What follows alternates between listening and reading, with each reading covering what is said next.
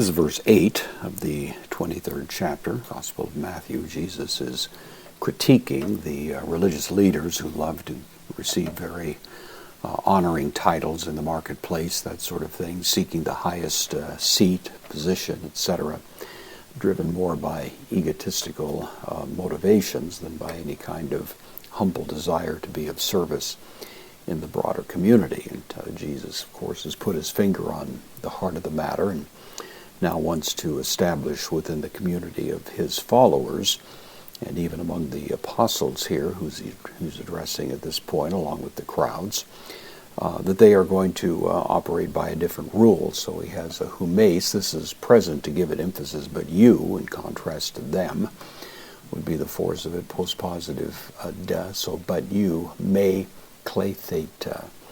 This is the aorist subjunctive. May with the aorist subjunctive functions as a prohibition.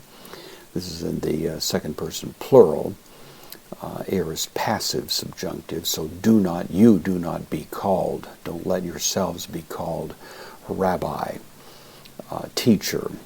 Now, this has raised some questions, in terms of how we understand that. Is this an absolute prohibition that Jesus is establishing, or is he establishing it in the context of the attitudes that he's been critiquing with respect to the leaders, given the fact that the rest of the New Testament does indeed envision that there are those who will be in various roles.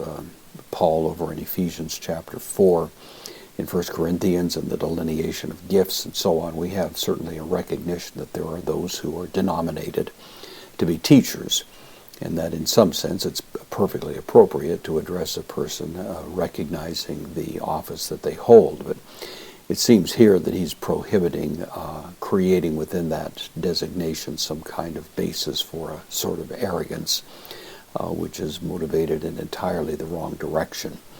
And so that's, I think, the reasonably the way that's been taken. Of course, there's some difference of opinion on that, but given the rest of what the New Testament says, I think that's a probably reasonable way to think about it. Hais, this is the word one, adjective for, postpositive for one, estin, third person singular of Amy, I am. So one is humon, of you, ho didaskalos. There is one ultimately who is your teacher.